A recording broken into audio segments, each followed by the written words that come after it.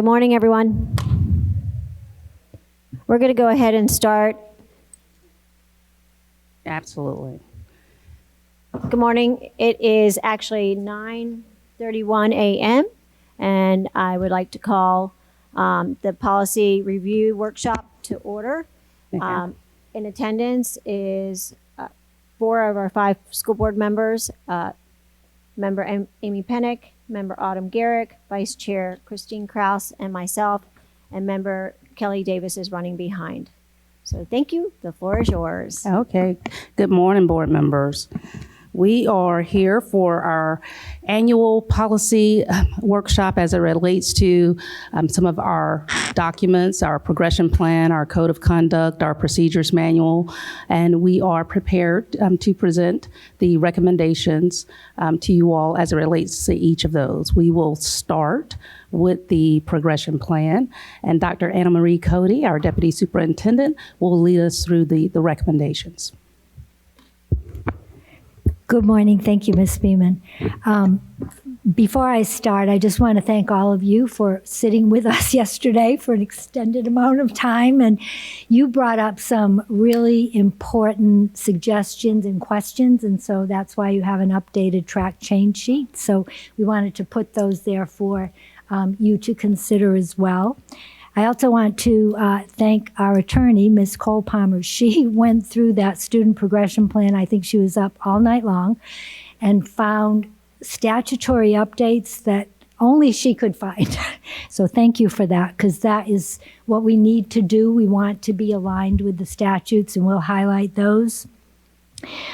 We had a different process than when I was here before, so I thank the assistant superintendents for sharing with me how they evolved into a different way to go through the student progression plan and make sure they gave school members opportunities for input, because they're dealing with the student progression plan almost on a daily basis.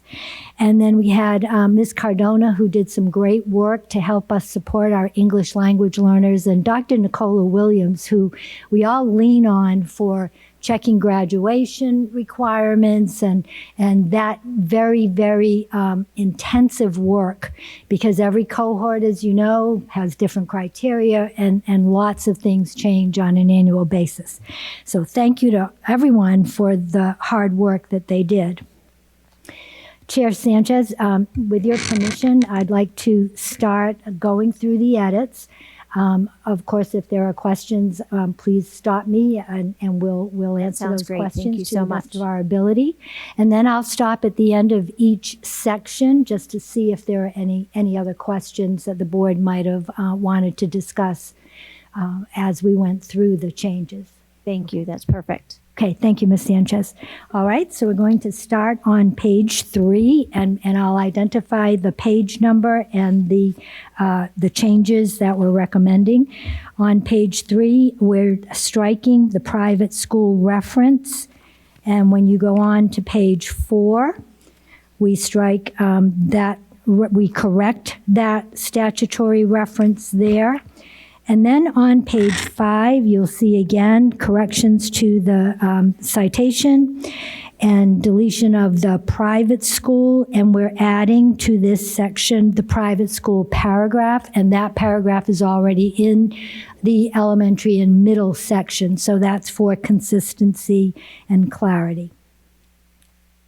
As we move on to page 6, we had the policy cited there, but we did not have the full name of the policy. It's up under number 2, so we added the full name of the policy. If we go now to page 11,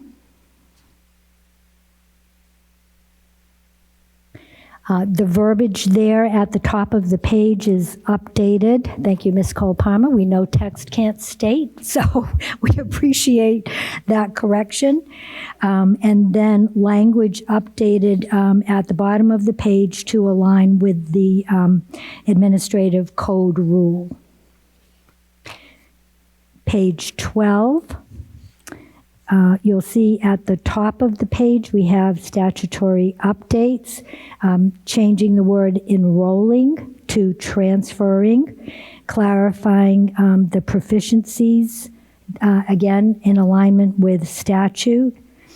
And then the procedures relating to acceptance of transfer work and grades from out of county or out of district. And this is a clarification to say that Seminole County Public Schools, as required, accepts the sending schools grading scale, and we cannot alter a sending schools grading scale. There are sometimes requests for principals to do that. On page 13, the language there, and thank you, Ms. Garrick, for pointing out that question that helped us all look a little deeper, will be updated to align with the comments from Ms. Cole-Palmer over on the right side of that page. And that's, again, to align with statute. On page 14, there's a clarification there that any calculation of rank should not be done prior to the 7th semester of high school enrollment. And that rank is clarified prior to that time, but it's not the official rank. That does not occur until after the 7th semester of high school enrollment.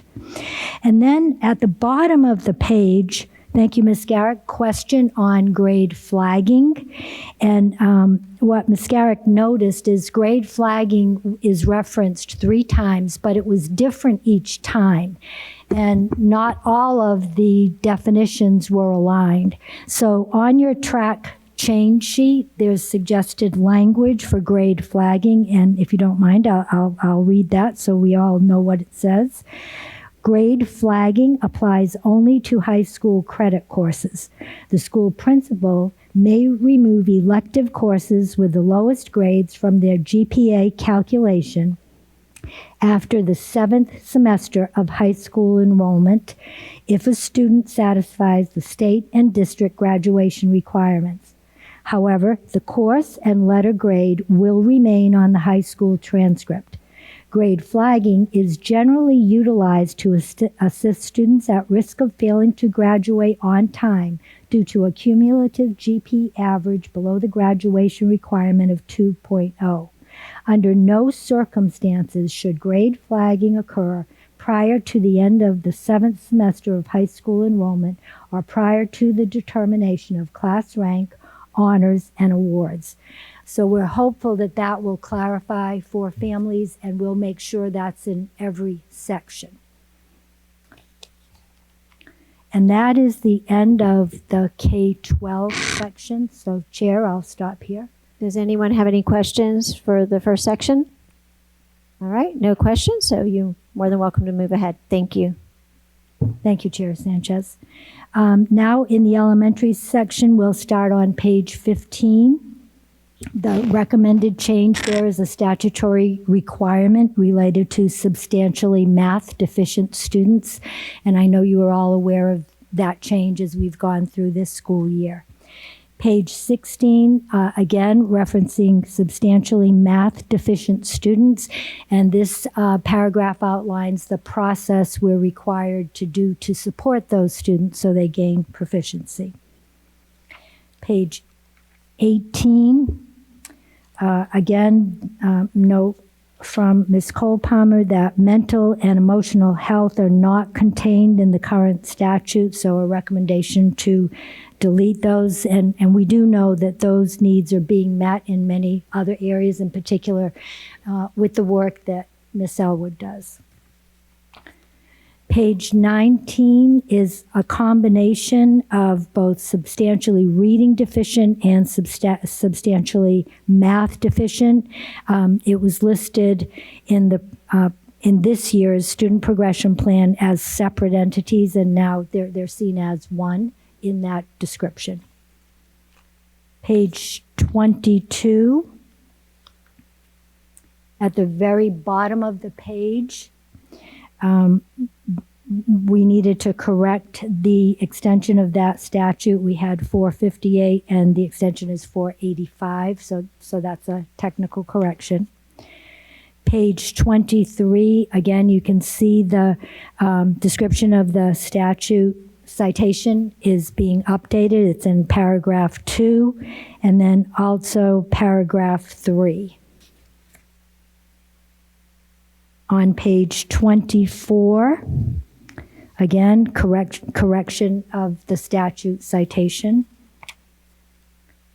Page 25B, under English speakers of other languages.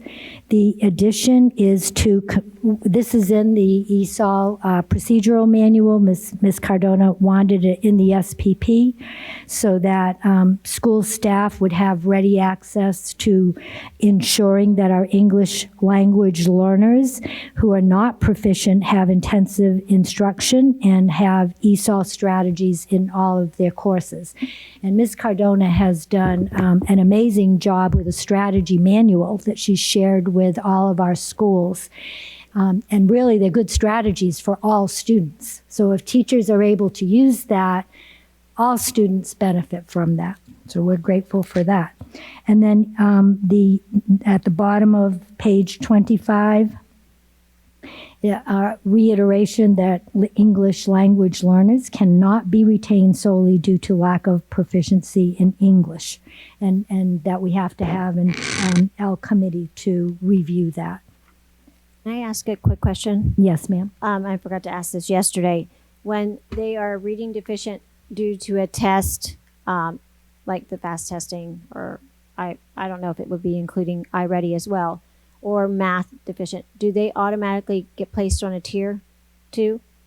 Well, the school's going to look at all of the students' profile, but if they're deficient on the state assessment, the FAST assessment, then there's a requirement for the bottom 10% to automatically be declared substantially reading or math deficient, and they will be receiving tiered services. Perfect. Thank you so much.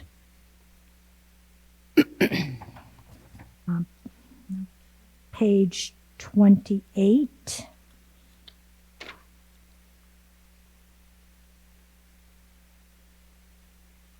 At the bottom of page 28, this is an update to the courses from the ePathways department. And thank you, Chair Sanchez. We were trying to figure out what LEAP meant, and it's further on.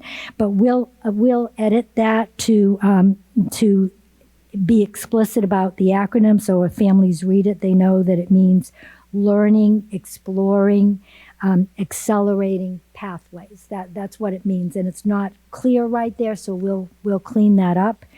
And then on page 29, you can see there was a statutory update, and then the language goes through to explain the changes in the course names and the courses that the students will have access to, depending on their classification.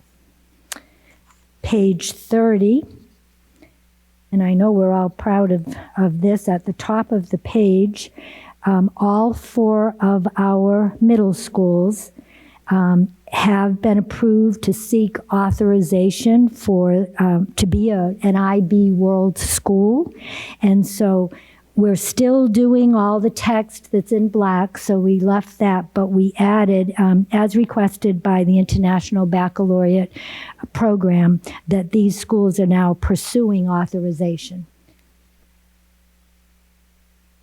Page 31. Oh, I think I went right by elementary, but that's okay. Yeah. I'm sorry, Chair Sanchez, I went right by elementary. Were there any other questions on elementary? Anybody have questions with that? On page 30, and I didn't see this part, but on D, it has the names of the schools at the beginning under the portion. Yes. And then we're still adding it to the end because of the IB portion. Yes. Okay. Yeah. Thank you. I just wanted clarification on that. Thank you. All right, we'll continue on page 31. We got feedback that the language under the grade 7 accelerated ramp course wasn't really clear, so our teaching and learning department updated that language, so hopefully it's very clear when parents read it and make decisions about what math course they'd like their students to participate in. So that's a clarification there. On page 32, when you go through the digital tools certificates updates. You'll see that 2 of those LEAP courses, the Exploring Pathways and the Advancing Pathways, are described there, and the language is updated to reflect the content of the course. All right, on page 37, again, this is to support our English language learners and to make sure that staff and school folks know students can't be retained because of a lack of English proficiency. Page 38, I'm going to spend a little bit of time on this page. It's important for us to share what our recommendations are. So again, we have that flagging language, which, as I shared earlier, is very different from what we saw at elementary. So the state, if pending your approval, the statement on the change document that I read would be added here. So it will be consistent throughout the student progression plan. We won't have different messages in different sections. And then for number 6, our students in middle school, we're in our middle school section. Many of our students, over 50% of our students, take Algebra 1 and successfully complete Algebra 1 at the middle school level. Some of our students also complete geometry. So they leave middle school with 2 high school credits. We had here that they were considered electives, but on their transcript, they are math credits. And so those students, we expect students to take 4 credits of mathematics during their high school year, and I'll explain a little bit more about the history of that. But those students graduate with 6 math credits, their credits. So we updated that word electives to credits. That's the reality, and that's what it's always been. So that's a change to that language for clarification. And then you'll see that the language was added. However, students are required to complete 4 math credits while enrolled in grades 9 through 12, regardless of the level of mathematics, for high school credit or not, taken in middle school in order to earn a Seminole County Standard Diploma. And we'll fix that page number when we finish the editing, once you give us direction on the edits, and then we'll accept the track changes and edit that. So when we get into the high school section, we'll go over the addition of a Seminole County diploma, because it's the district, the board's choice to have those 4 credits in mathematics. And we've had that, I know it's 10 years plus. And the motivation for that was many of our students were leaving our schools, going into Seminole State, going into UCF or other institutions, and having to take remedial math because they didn't have math. Some of them didn't have math junior year. Some of them didn't have math senior year.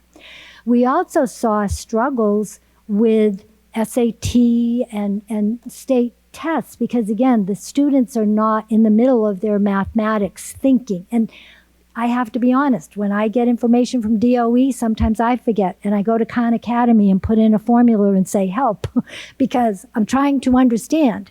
And it's not that I don't understand the math, it's just I haven't used it recently and I need some support. And that's what happened to our students. So we made a concerted effort to say, let's make sure these kids have math. And there's a wide range of math courses that they can take.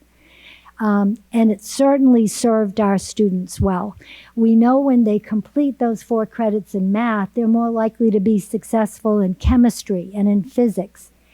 And we're not the #1 STEM district in the state because we just hang out on our laurels. We try to prepare the students for a rigorous, meaningful diploma, and you hear the superintendent say that time and again.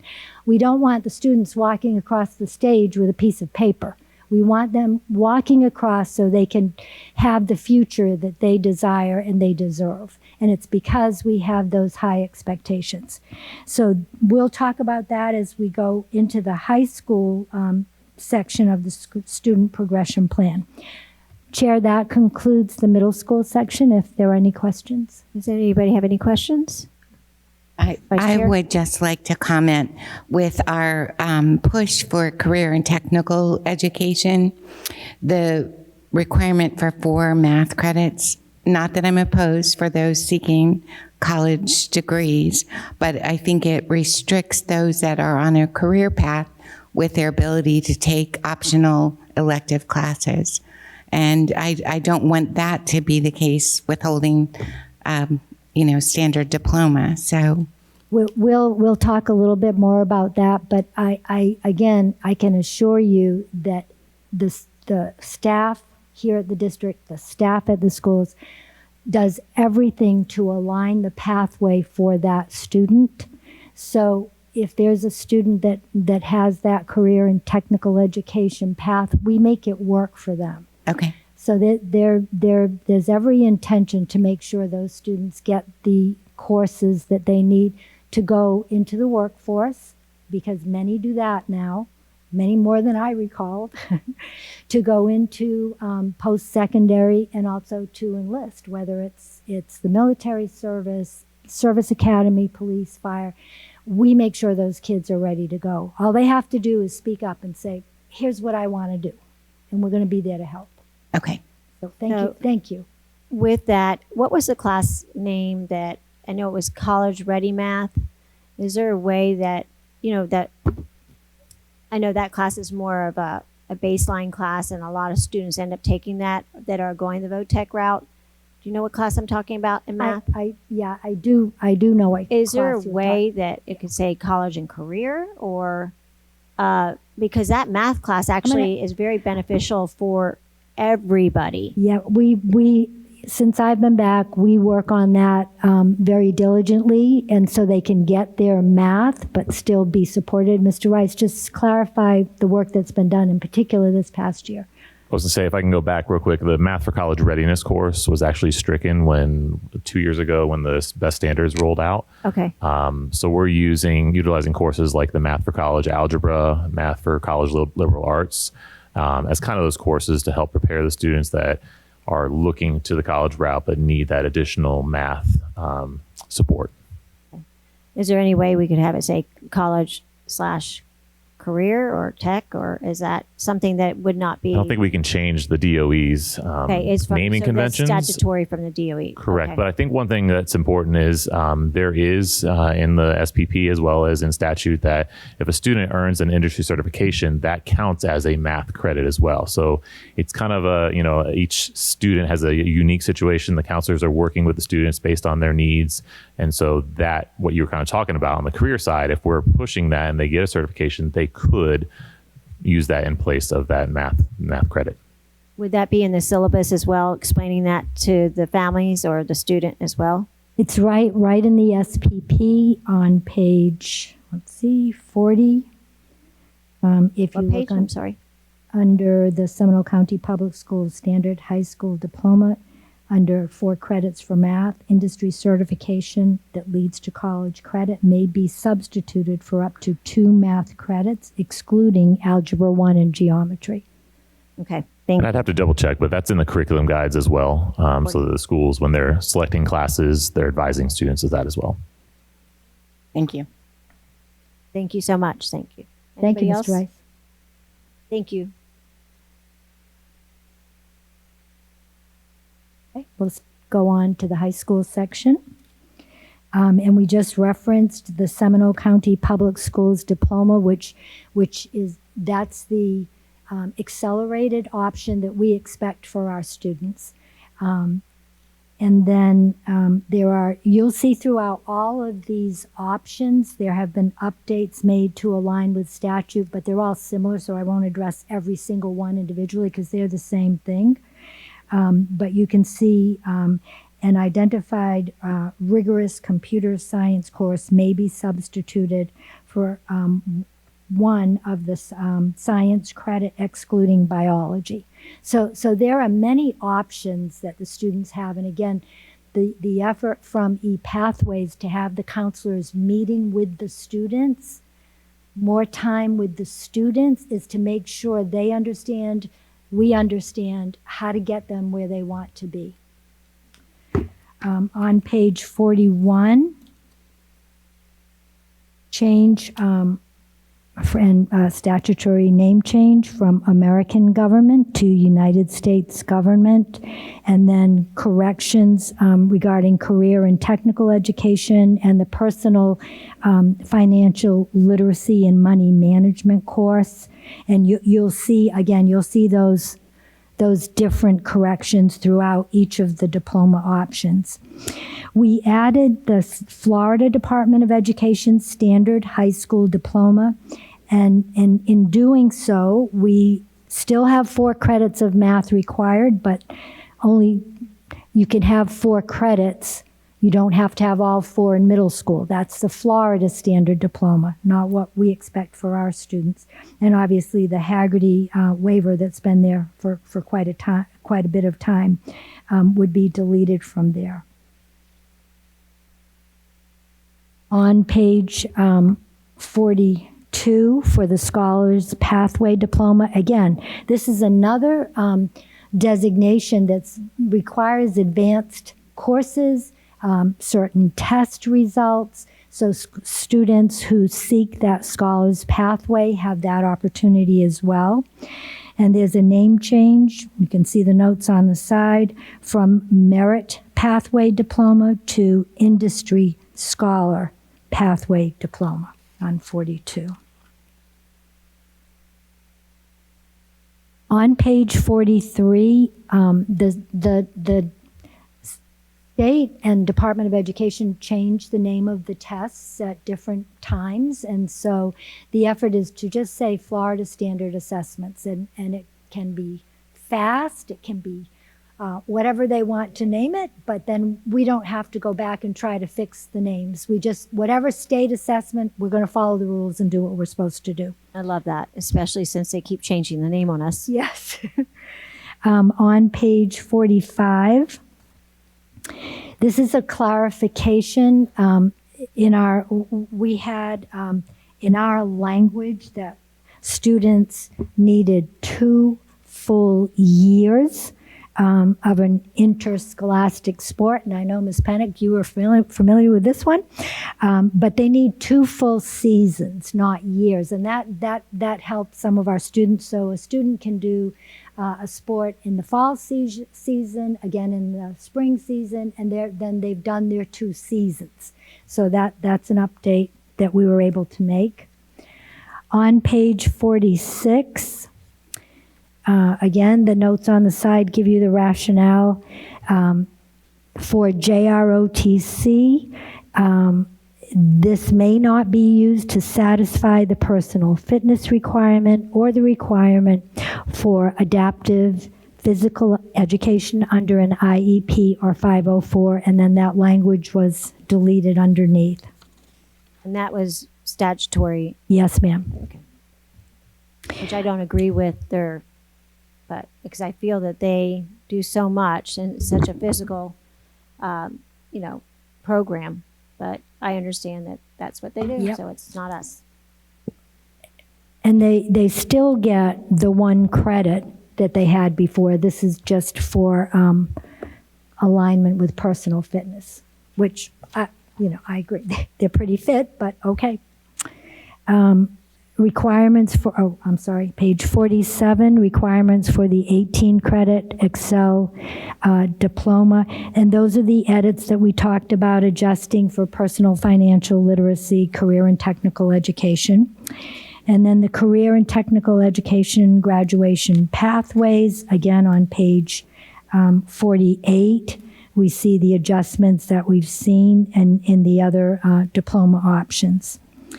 And then on the very bottom of page 48, there's a clarification that students who do have the credits to graduate early do not have to leave our school or stop their electives or extracurricular. They can remain and graduate with their cohort. And on page 49, you'll see the statute that details that opportunity for our students. Dr. Cody, just going back to my comment under the career pathway, it still indicates 4 mathematics credits. It doesn't list any of the substitution certificates that I'm looking at page 48 at the top. Okay, yes, and so it does clarify, I believe, that lead to author. Yes, that they can substitute except for algebra 1 and geometry. Okay, sorry. No, that's okay. It's a lot. It's a lot. All right. On to page 50. There's no change there, and that's indicated on your yellow sheet. Those are the classifications for the students by credit earning. On page 51, this section no longer exists, and that's a statute update to the new statute that Ms. Cole Palmer identified. Page 52, statutory correction at the top. And then this is wonderful, and I know some of you are aware of students that have taken advantage of this opportunity. So English language learners do have now an alternative assessment for a standard diploma, including satisfactory demonstration of grade level expectations on a formative assessment.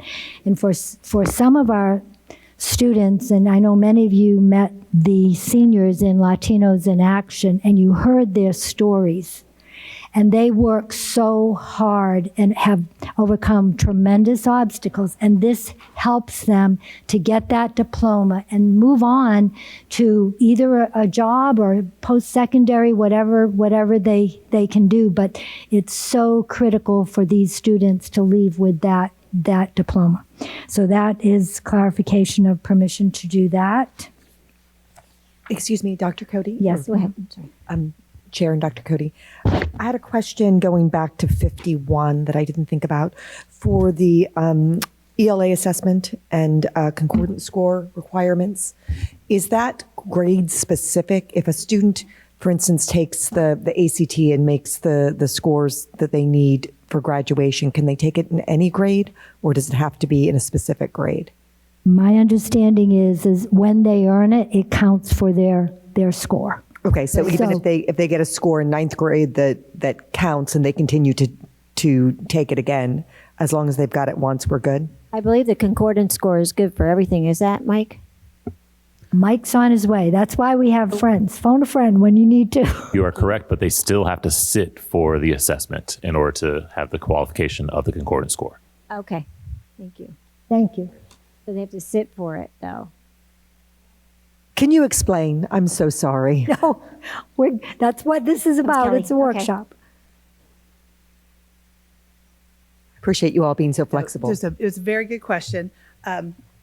If the student takes the assessment and achieves a concordance score, that score is effectively banked for that student. The expectation is still per statute that students do have to participate in their grade level or course level assessment. So if a student would achieve their concordance score, say in the 9th grade, they take the SAT or the ACT as a 9th grader, they hit that score sits there. That student is still expected to participate in the 9th grade FAST PM3 assessments, the 10th grade FAST PM3 assessments. If the student is not successful in meeting the graduation requirement on the 10th grade PM3 test, then that concordance score then kicks in, and we can check off that graduation requirement for that student. So the achievement of the concordance score does not exempt the student from participation in state assessment. And can they bank anything in middle school? I know that there are some students that take I mean, SAT as long as that score sits in the College Board or the ACT repository of scores, and as long as it is the valid, if it's the valid edition of the test that relates to concordancy, that student can then present that score to their high school. We will enter that score into their test history, and then that score will sit there as part of the test history, waiting until the student, if they do need it. Thank you. Okay. And that verbiage is somewhere for our students and families to see, that the concordance That language score. was clarified by DOE. DOE just refers you back to statute 1008.22, which is the statute that determines that students must sit for required state assessments. That's how they have phrased that. So their clarifications kind of live there. So when asked, we provide that support. Our test coordinators at our high schools are well aware of what the procedure and the process is so that they can advise students correctly and support families with those questions. Thank you for Thank that you. extra clarification. Thank you. Oh, thank you. Thank you to the team. All right, on page 54, clarification here that students can count a combination of volunteer service and paid work hours for scholarship purposes, but if they add the work hours, then they have to get 100 regardless of the level of the scholarship. And if I may, do they still need to get pre-approved for to doing their volunteer work? And is that process outlined at the school level with their counselors? I'm going to say yes and look at Mr. Rice to make sure, because some things might have changed. Yes? No pre-approval for work. All right, the answer is no. There's no We used to have pre-approval. pre-approval, but we no longer have it. Is that correct? All right. And do the counselors have to sign off, or does anybody need to sign off on the hours?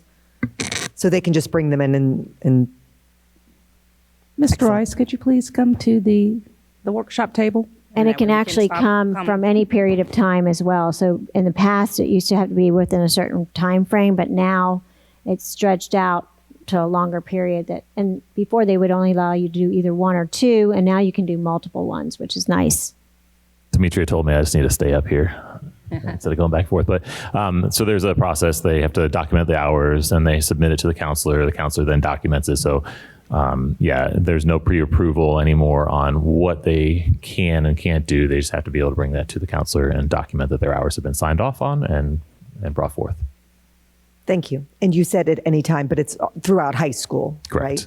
Yep. Not so if they earn, I don't know, their Eagle Scout, in middle school, that doesn't count. Yes. Even okay, cool. Thank you.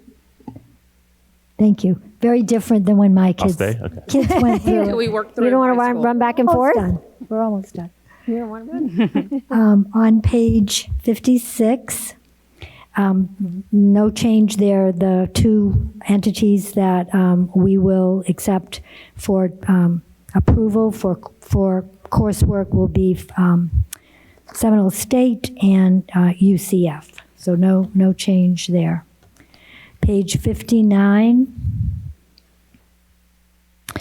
Updating that language is no longer in existence, so that's an update that will have to be clarified there. Again, talking about calculation of rank to make sure that we have it in all of the sections so folks are clear on when that occurs. And then under the pass-fail grading options, the language suggested that perhaps a principal could add a pass-fail course, but that is not the case. The courses are determined, and Mr. Rice works with the principals and approves those courses. So they're listed starting at the bottom of page 59 and on to page 60.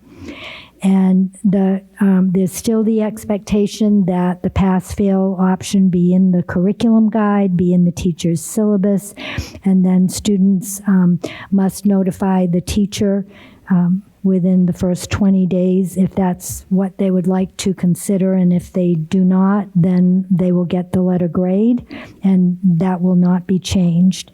And then there's clarification regarding virtual school and the pass-fail options the first 20 days. And then Florida virtual school courses are not eligible for pass-fail options. If I may. The leadership student government courses, would that also include things like Latinos in Action and Young Men and Women of Excellence? That's not the course codes that they use for that. It's a different course code for those classes. So at the current point in time with what's listed, those are not classes that would fall under the pass-fail options. Okay, so they are student leadership though, but They are, but their course code is I want to say it's a 0500 course code versus the leadership course codes that are being used differently. So they're learning leadership, but if that's something you'd like us to consider adding, then we could take that direction. I would like to consider adding. I would as well. I think in my experience, there have been some students that have been hesitant to take courses that may negatively impact their GPA. For instance, it's not an honor, it may be an honors course, but not an AP course. And so for those kids that would like those opportunities, but are still acutely aware of their GPA, I would like for that to be an option if it's something that we can look at. Sure.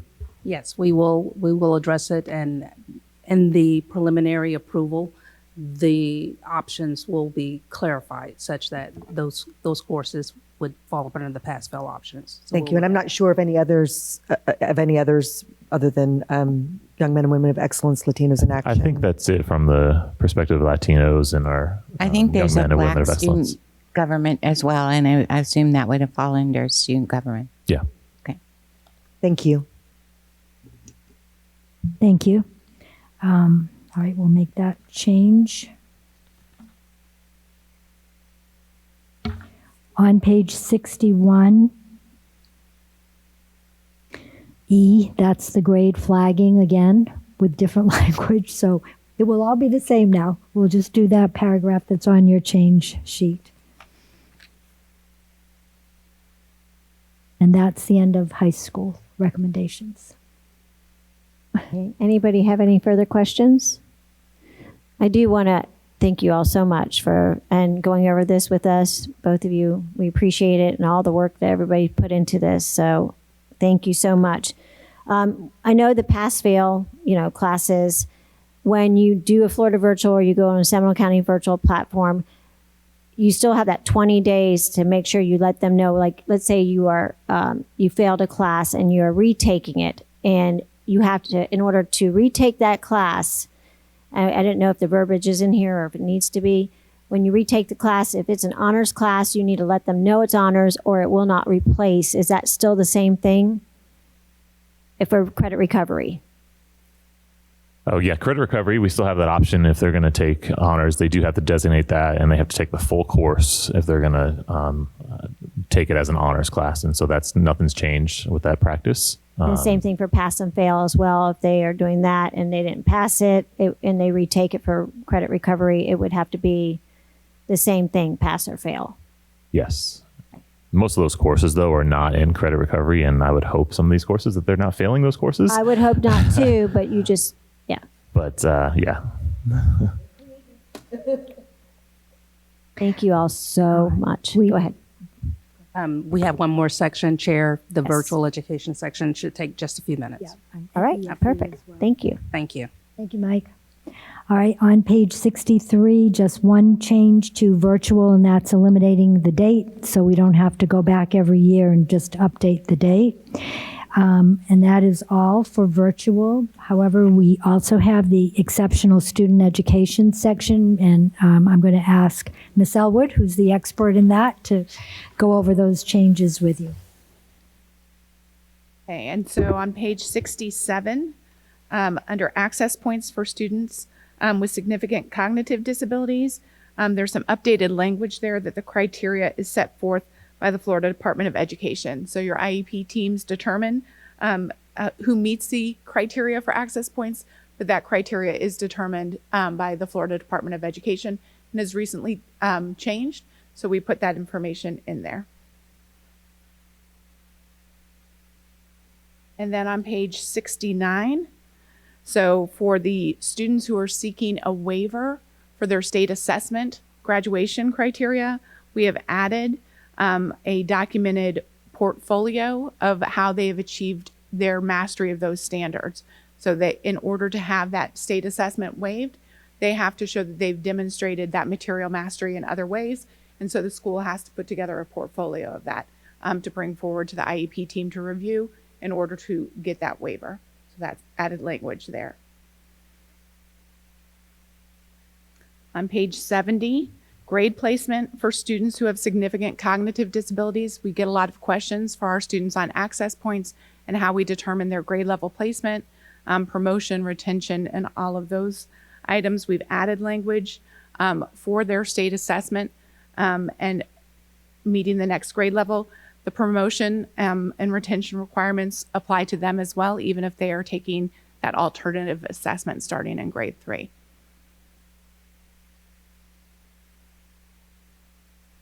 On page 71, you'll see that we have struck the graduation and diploma options here, and beginning in the 2014-15 school year. They did away with the special diploma option for students with disabilities. All of our students are general education students who receive specially designed instruction. So they follow all the same diploma options that were outlined in the high school section. So they apply in all of those options as well. So we don't need a separate section for them here. Then on page 72, deferment of diploma. All of our students with disabilities have the right to defer their diploma once they have met their graduation requirements, and we are required to meet with them by May 15th of the year before they would defer. So May 15th of their junior year of high school, we need to have a meeting to talk about whether or not they would like to choose to defer. So, and have more services and supports made available to them.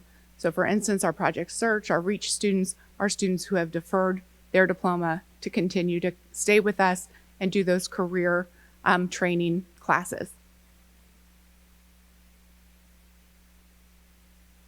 That is it.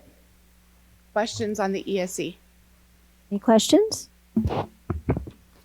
And one final change on the very last page of the student progression plan, there was a change requested to add 2 patriotic organizations as listed in the citation indicated, and delete the text that's in red. And those are the recommended changes for the student progression plan. Dr. Cody, can you please tell me what page was that on, that last? Page 78 or 70. 78, yeah. Thank you.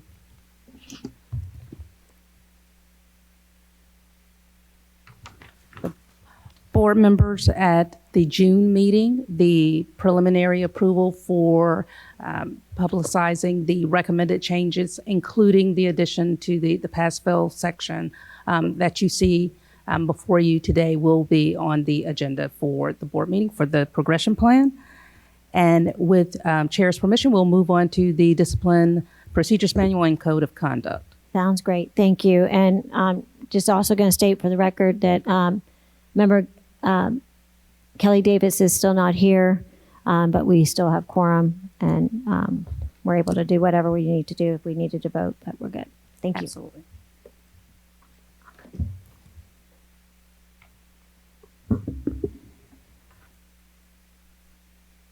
For the Code of Conduct and Procedures Manual, we have our team, Ms. Garnes and Ms. Elwood, to walk through the proposed recommendations for you all, and we will turn it over to Ms. Elwood to get us started. All right. Thank you, team. And thank you so much for your time yesterday, for each of you walking through this and through our changes. As we informed you yesterday, we don't have substantial changes to either the code or procedures manual because of the many changes we made last year with all the assessor law changes. So we hope this will be a pretty easy conversation today. So beginning on pages 5 and 6, we have changes to the definition of bullying and harassment, to align those definitions to the updated Cesar definition for bullying and harassment.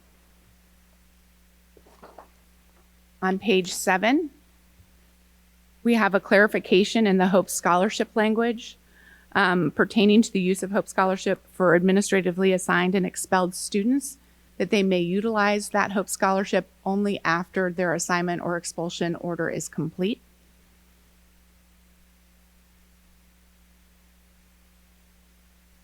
On page 9, we have added language for juvenile justice notification. That is a practice that we have been doing, but we have manualized it here within the Code of Conduct and cited that Florida statute requirement.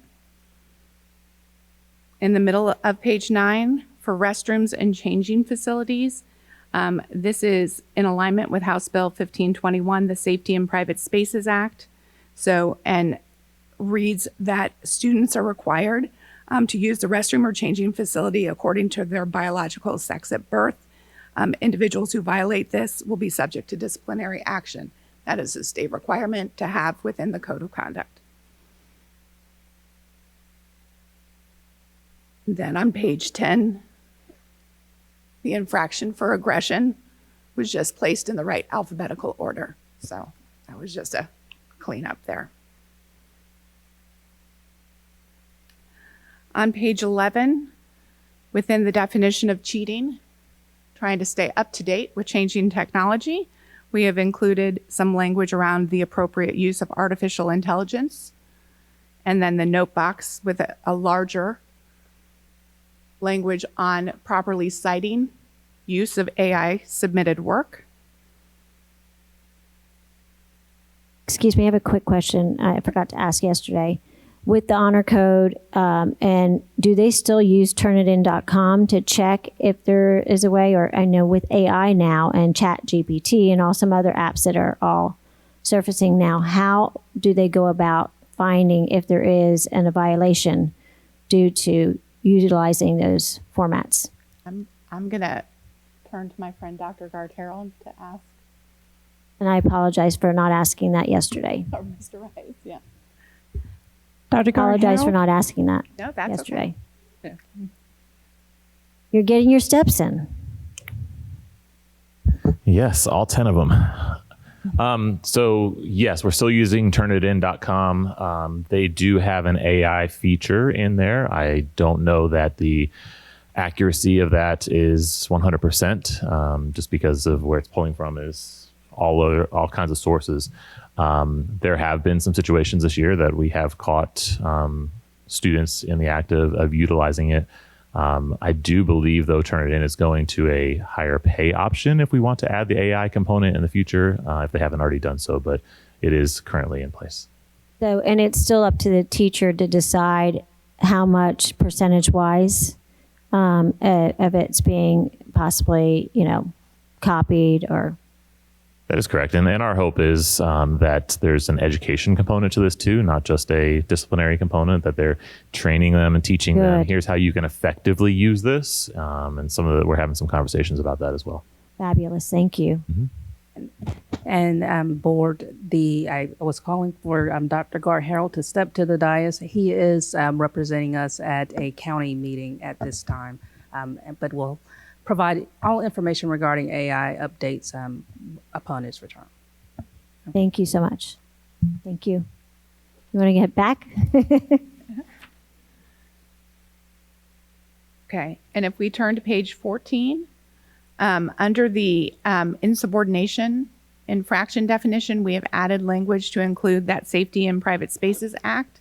The Safety in Private Spaces Act reads that a student who enters the bathroom or changing room not correlating with their biological sex at birth and refuses to exit when directed to do so is subject to disciplinary action. So that's where it becomes insubordination, and so that's the violation that is connected to.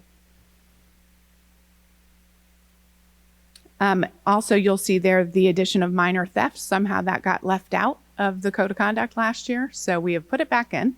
So, not sure how we overlooked that. So, and then also on page 14 and 16, on page 14, you'll see no contact contract violation. That one is staying. That was one that we worked through last year with you all. But language-wise on page 16, we also kept in violation of no contact contracts. We went back and forth with those language. We don't need both definitions, so we're striking violation of no contact contract. On page 18, threat assessment team is changing to threat management team to be updated with the new language and system that we're using.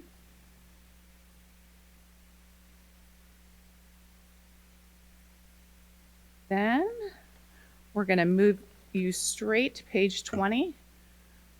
Under electronic resources, access and control, there is some added language pertaining to House Bill 379 and our use of social media platforms over district internet.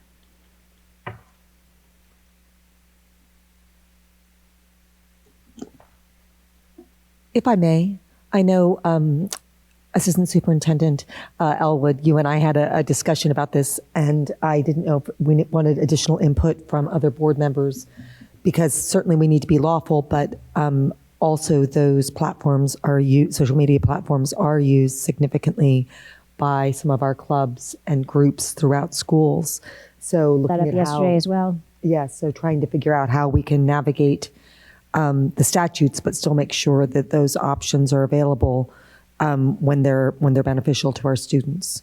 Well, they won't be available on our network, and so in working through how we could enforce the law, we'll work with our IT department to make sure that if it's for our systems and speaks to the violation of the law, that we are able to block it for those users that should not be able to access it.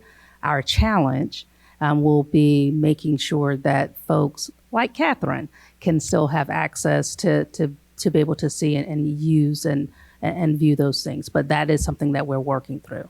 Okay. And this is from House Bill 376, I believe?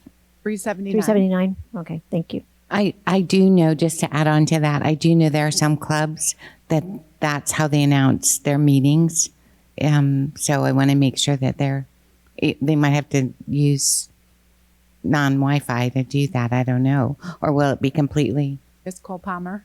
Madam Chair, if I may, Yes, just to please. clarify, not all social media platforms are restricted for use by the school districts. TikTok in particular is restricted for use by the school district. Students are restricted from social media platforms in general unless authorized by the teacher explicitly for educational purposes. Okay, thank you. Thank you.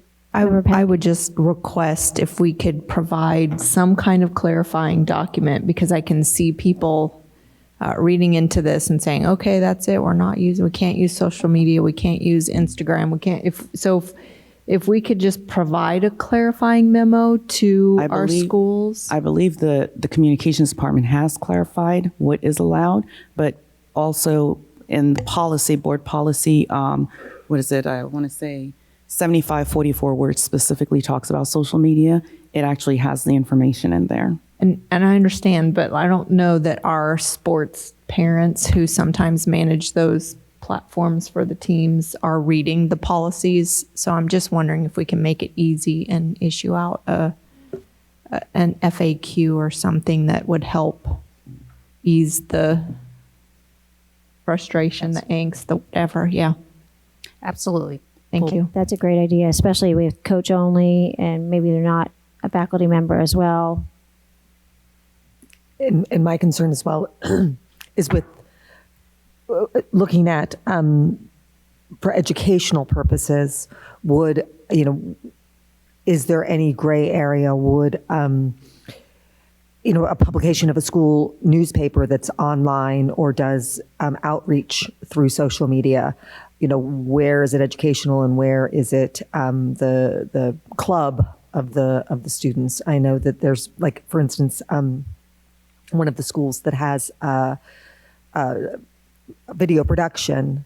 They have the class, but then they also have an extracurricular club that does some additional work. Would that be considered educational, and do we need to be concerned? We had the discussion about students' ages using social media. I just like Member Pennick, I don't want people to be nervous about, I want them to have clarity so that they know what their parameters are and that they're protected, as well as able to use the platforms when there's benefit for the students. And I'm looking at Attorney Cole Palmer. We will work together to provide the guidance as to adherence to the policy, so that students will not inadvertently violate the code of conduct in a way. Right. So that information, that clarification will be coming as an education point for students and staff. Thank you. Great suggestions. I would just, and with regards to the ages, that's in reference to the law that was passed with regards to restrictions. That's for personal student or personal accounts of minors. And that restriction exists there about personal accounts. Again, schools can use social media platforms, including clubs, except for TikTok, that was explicitly stated they cannot use. It just has to be monitored appropriately. Does that answer all the questions on the proposed language?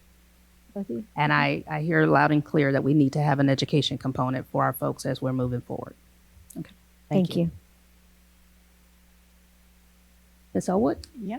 Okay. So on page 22, you have kind of a repeat of that same language regarding TikTok and other platforms under the personal technology use there. And then for page 27, you have some updated language under manifestation determination meeting. That meeting has been strike for review. Manifestation determination review is the updated language there. And then page 32, under the honor code, we have included that artificial intelligence language within the honor code as well. That's going to take you all the way to page 49. In the special considerations text box, which Deirdre so lovely put together, because we have so many different special considerations under our matrix of consequences. So, and she formatted that so nicely for you. And then page 50, for the non-assessor violations, we've added language to include for infractions with multiple consequences with the option of one or more of those options must be selected. We had a little bit of confusion where people thought it was optional to provide a consequence. So it's not optional to provide a consequence. So these are all of your different options. So we put some clarifying language there.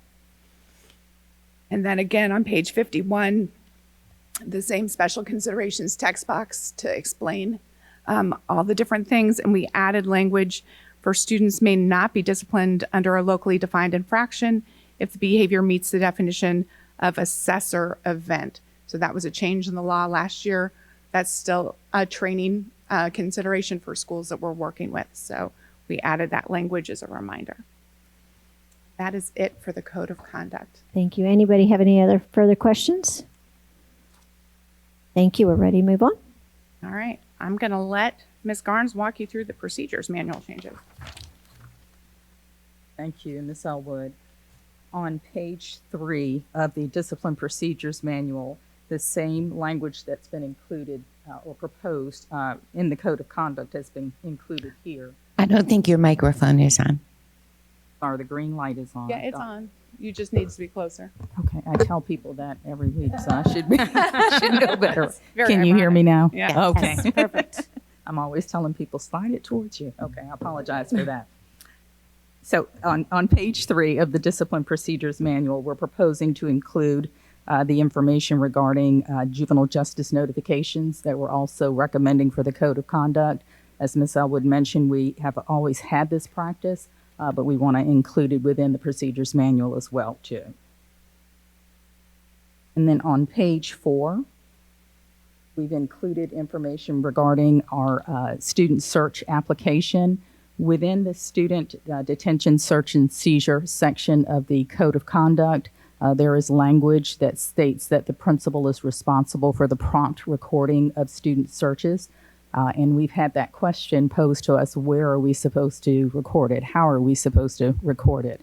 So our student discipline committee worked with information services to develop an application where the information that's gathered through this course of the search can be recorded at the school level.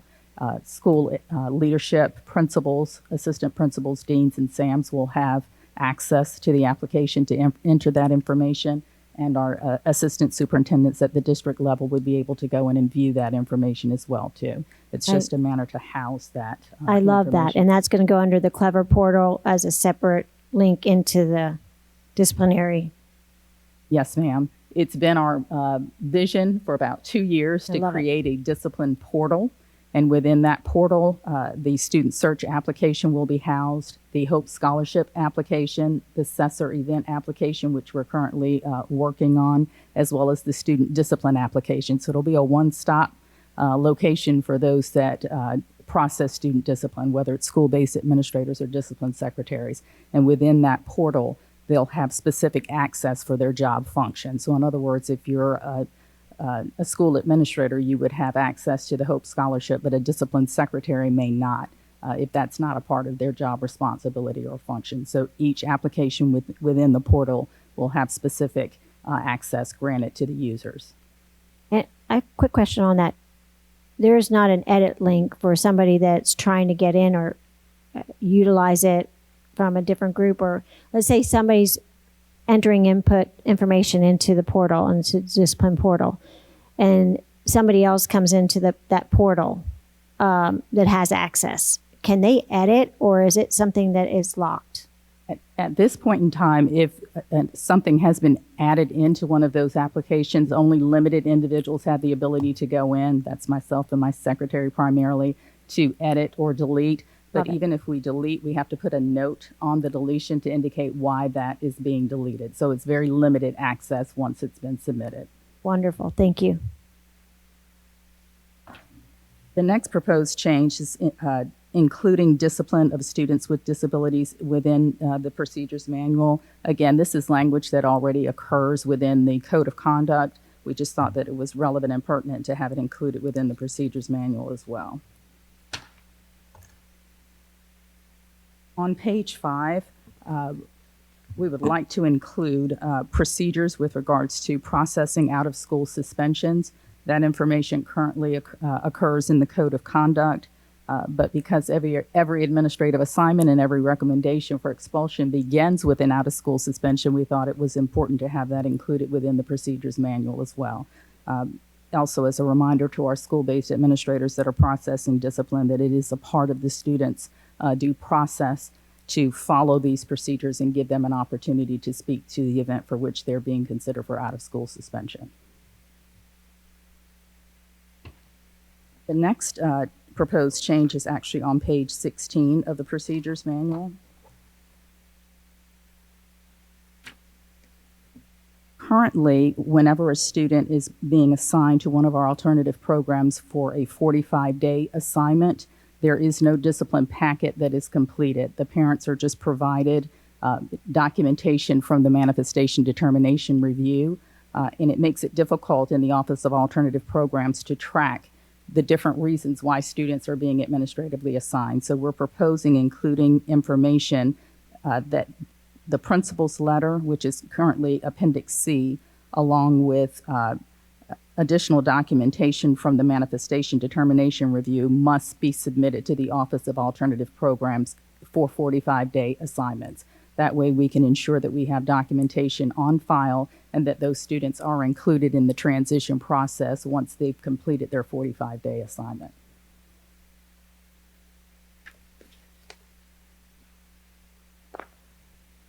The next proposed change is on page 37.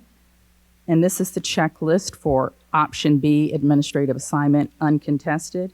Currently, we do not require the schools to submit documentation with regards to ESC and 504 conference notes, so we want to include that information so that they are sure to include all of the documentation within that packet. Even though it's not coming before the board for review in an informal discipline hearing, it's important for us to have that information internally in case there's ever a request for that documentation. And also it gives our Assistant Superintendent of Student Support Services an opportunity to review that student to determine if there's additional supports that need to be provided for the student. The next proposed change is on page 46. And this is the IDEA 504 information and summary sheet. Because this information is required on the checklist for the discipline packet, we're proposing that we strike the language because it's going to be included anyway.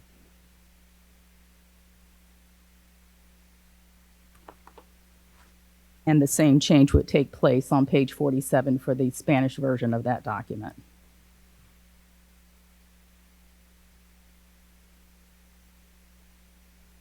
On page 56, that is the school expulsion and administrative assignment review, or we refer to it as Form 1341. We are proposing to strike the word statement and use the word summary. Those of you that review discipline packets are sometimes will see 2 and 3 paragraphs that are inserted into that space, and we're really just looking for a brief statement of the event. And also, we're proposing to strike the word charges and use the word offense to be consistent with other documentation. Sometimes there is confusion with the word charges, and they will put NA because they believe that if the student was not arrested and not charged, that there doesn't need to be anything on that line. And we're really asking for what the offense type is there. Also, we're proposing to strike the date of the board hearing, the packet delivery date, and the time of the board hearing, because the schools don't determine that. That's determined within the Office of Alternative Programs, and it really opens up the conversation with parents or guardians that are reviewing the documents at the zone school as to when that's going to occur. And so it's not relative to have that there because we're going to contact the parent and advise them of the date and the time of the discipline hearing. On page 58, that's our discipline notification, or Form 1358.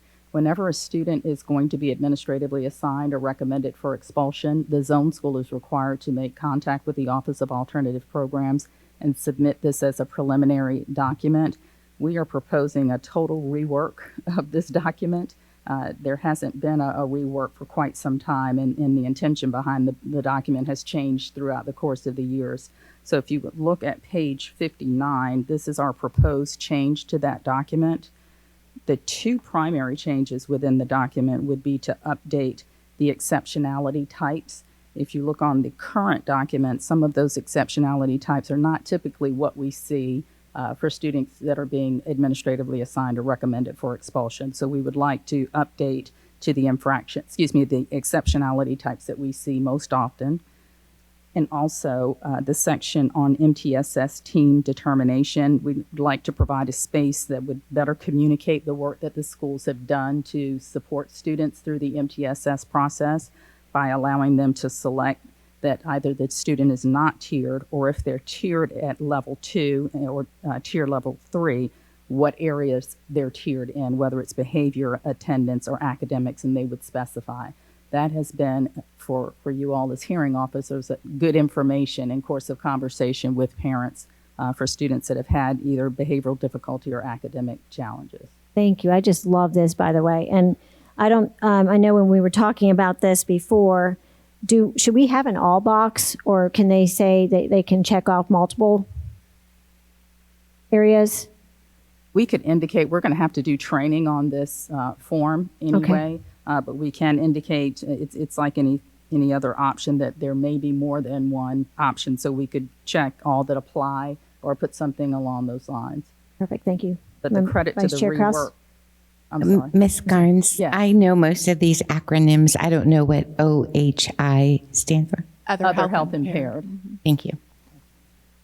And that really the credit for the rework of this goes to my secretary. Yes, thank Connie you Mark, all and I've so got to much. give her I'm so credit excited. where credit is due, because I tried it and it did not look like this. So.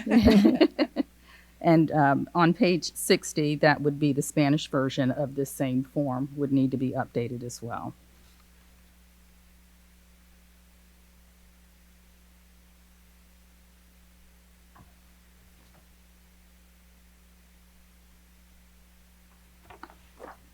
That might be it.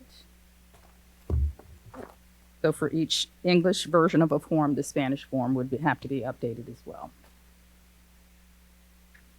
And those are the proposed changes for both the Student Conduct and Discipline Code and the Discipline Procedures Manual.